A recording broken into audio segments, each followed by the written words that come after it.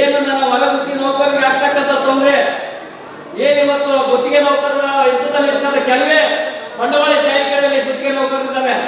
ಹೊಲ ಗುತ್ತಿಗೆ ನೌಕರರನ್ನು ಇವತ್ತು ಹಿಂಸೆ ಮಾಡ್ತಾ ಇದ್ದಾರೆ, ರಕ್ತ ಇರ್ತಾ ಇದ್ದಾರೆ. ಅದನ್ನ ಸ್ಥಿತಿ ಹೇಳುತ್ತಿರುವ ನಾವೇನಿಂದ ಪಾಕಿಸ್ತಾನ ಅಲ್ಲೆಲ್ಲಿ ನೋಡ್ತಾ ಇರ್ತಲ್ಲ, ಏನು ಉಗ್ರಗಾಮಿಗಳು ಅಂತಾರಲ್ಲ, ಅದು ದಾವಣಗೆರೆ ಉಗ್ರಗಾಮಿಗಳಿದ್ದಾರೆ. ಕಾರ್ಮಿಕರ ಉಗ್ರಗಾಮಿಗಳು ದಾವಣಗೆರೆಯಲ್ಲಿದ್ದಾರೆ. ಅವರನ್ನ ಸ್ಫೋಟನೆ ನಡೀತಾ ಇದೆ. ಅದರಿಂದ ಘೋಷಣೆ ಮಾಡ್ತಕ್ಕಂಥದ್ದು ನಿಲ್ಲಬೇಕು. ಇಲ್ಲಿ ಅಧಿಕಾರಿ ವರ್ಗದವರು ಯಾರಿಗೆ ನಾನಿತ್ತು ಮೂಲ ಒಳಗೆ ಹಾಕ್ಬೇಕು. ನೀವು ಯಾವ ಮನೆಗೆ ಮುಲಾಜಿಗೆ ಹಾಕಬೇಕು, ಅದು ಕಾರ್ಮಿಕರಿಗೆ ನ್ಯಾಯ ಕೊಡಲಾಗುತ್ತೆ. ಯಾರೋ ಒಬ್ಬ ಮುಲಾಜಿಗೋಸ್ಕರ ಕಾರ್ಮಿಕರನ್ನು ನಾವು ಬಲಿ ಕೊಡ್ತಾ ಇದ್ದೇವೆ. ಯಾವ ಒಬ್ಬ ಮುಲಾಜಿಗೋಸ್ಕರ ಕಾರ್ಮಿಕರನ್ನು ನಾವು ಘೋಷಣೆ ಮಾಡ್ತಾ ಇದ್ದೇವೆ.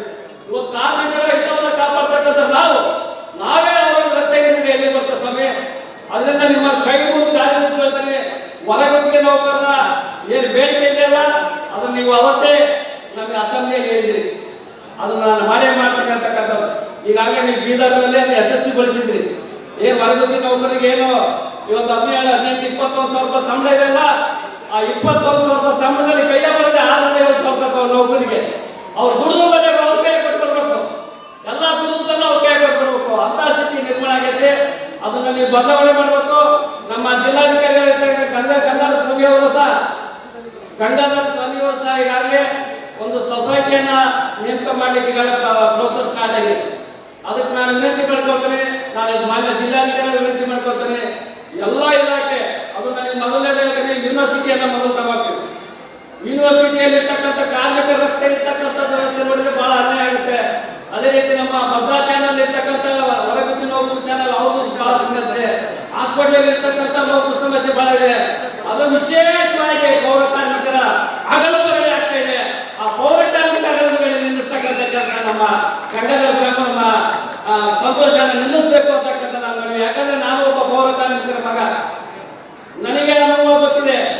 ಅದರಿಂದ ನಮ್ಮ ಸಂತೋಷ ಇರೋದ್ರಿಂದ ಈ ದಾವಣಗೆರೆಯಿಂದ ಚಾಲು ಆಗಬೇಕು. ಪೌರ ಕಾರ್ಮಿಕರ ಏನು ಅವರು ಸಮಾಜ ಮೇಲೆ ಕರ್ತಕ್ಕಂಥ ಏನು ಕಲ್ಲುಗಳನ್ನ ತೆಗಿತಕ್ಕಂಥ ಕೆಲಸ ಆಗಬೇಕು.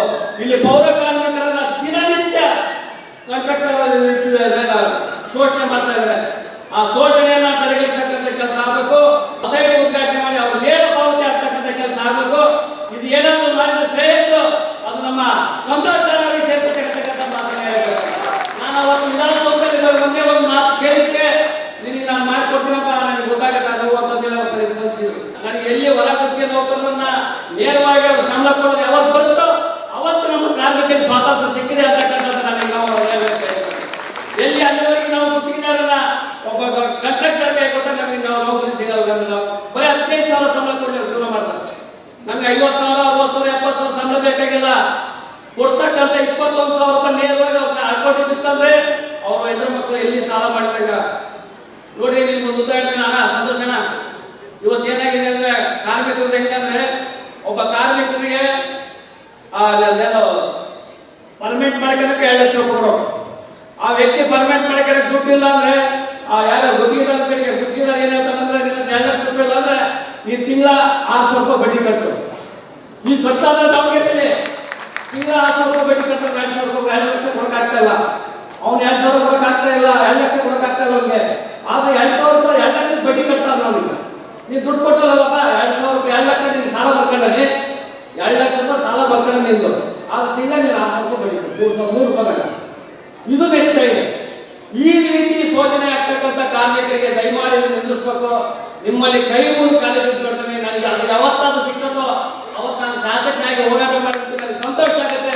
ಅವತ್ತು ನಮ್ಮ ಕಾರ್ಮಿಕರಿಗೆ ನ್ಯಾಯ ಸಿಗುತ್ತೆ ಅಂತಕ್ಕಂಥ ಹೇಳಿ ಇಂಥ ಒಂದು